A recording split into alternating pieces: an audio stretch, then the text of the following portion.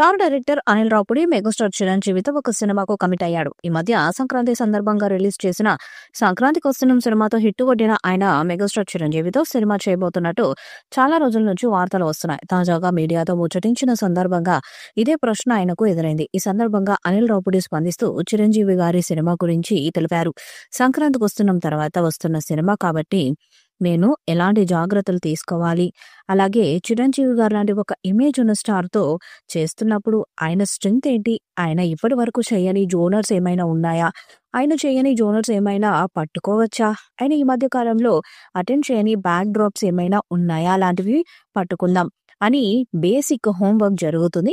ఖచ్చితంగా 100% అందరూ ఊహించిన దానికంటే కూడా ఎక్కువగా చిరంజీవి గారిని ప్రజెంట్ చేయాలని భావిస్తున్నాం. ఇక సంక్రాంతికి వస్తున్న సినిమాలో 3 పాటలు ఉన్నాయి కాబట్టి మెగాస్టార్ చిరంజీవి గారి సినిమాలో 5 పాటలు ఆయనకు తగ్గట్టుగా ప్లాన్ చేస్తామని తెలిపారు. ఈ చిత్రానికి సంక్రాంతి అల్లుడు అనే టైటిల్ పెట్టాలని చూస్తున్నారట. అనిల్ రావుపూడి ఇండస్ట్రీలోకి ఎంట్రీ ఇచ్చి సరిగ్గా నేటికి 10 ఏళ్లు పూర్తయిపోయింది. Pataas, Supreme, Raja the great, F2, Sarileru Neekevvaru వంటి బ్లాక్ బస్టర్ హిట్ చిత్రాలను తెరకెక్కించిన అనిల్ రావుపూడి వెంకీ మామతో వరుసగా 3 సినిమాలను చేశారు.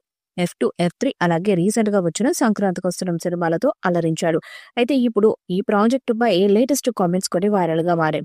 సింగిల్ డిజిట్ దాటటమే కష్టం అవుతున్న వెంకటేష్ కెరీర్ కు డబుల్ డిజిట్ అందిస్తూ ఆయన కెరీర్ లోనే బిగ్గెస్ట్ హిట్ ను ఇచ్చారు అనిల్.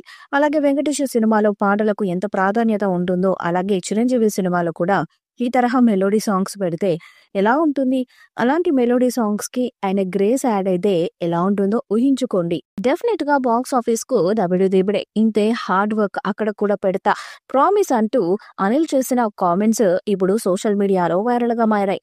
దీంతో మెగా అభిమానులు ఈ సినిమాపై మరింత అంచనాలను పెంచేసుకుంటున్నారు. ఇక మరి అనిల్ రావుపూడి చిరంజీవితో చేసే సినిమా గరాన మొగుడు గ్యాంగ్ లీడర్ సినిమా లాగా ఉంటుందని మూవీపై మొదటి నుంచి కూడా అంచనాలు పెంచేస్తున్నాడు. ఇప్పుడు పాటల విషయంలో కూడా అనిల్ చేసిన కామెంట్స్ తో చిరంజీవి సినిమాపై రోజు రోజుకి అంచనాలు పెరిగిపోతున్నాయి.